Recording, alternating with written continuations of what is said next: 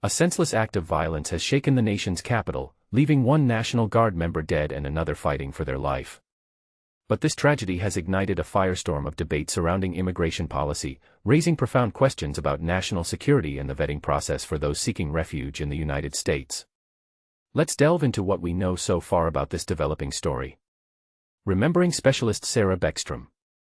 Sarah Beckstrom, a 20-year-old from Summersville, West Virginia, tragically lost her life in the shooting. Enlisting in 2023, she was remembered fondly by her father, Gary, who described her as his baby girl in a heartfelt Facebook post, announcing her passing. West Virginia Governor Patrick Morrisey called for a moment of silence to honor Beckstrom and Staff Sgt. Andrew Wolfe, both deployed as part of the state's National Guard.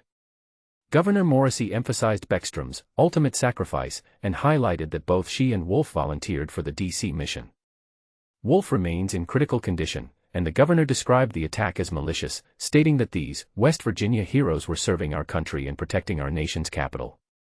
A small memorial of flowers and an American flag marks the somber location outside the Farragut West Metro Station in Washington, D.C., a testament to the community's grief and respect. The suspect, facing first-degree murder charges. Rahmanullah Lakanwal, a 29-year-old Afghan national, is now facing a first-degree murder charge in connection with the shooting. U.S. Attorney Jeanine Pirro stated that the charges have been upgraded and that many more charges are to come.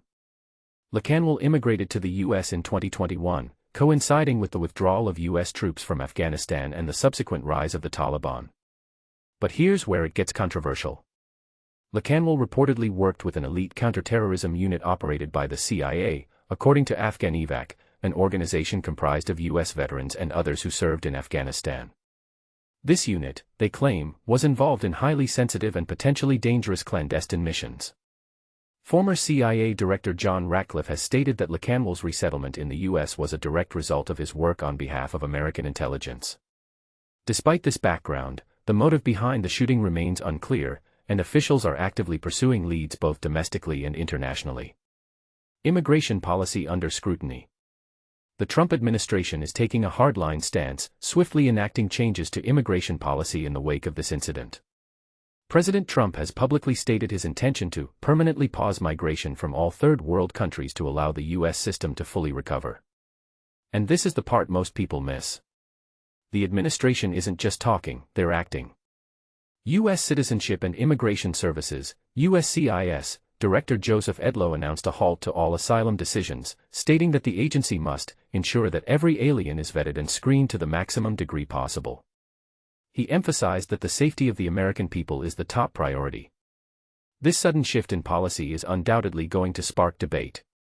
Is it a necessary measure to protect national security, or an overreaction that unfairly targets vulnerable individuals seeking refuge? Some might argue that tightening immigration controls is a logical response to a perceived security threat. Others may contend that it's a discriminatory policy that undermines America's commitment to providing asylum to those fleeing persecution. What do you think? The situation is complex and evolving. It's a story of loss, of service, and of the difficult questions we face as a nation grappling with immigration, security, and our values. We encourage you to share your thoughts and perspectives in the comments below. Do you believe these policy changes are justified? How do we balance security concerns with our humanitarian obligations? Let's have a civil and productive discussion.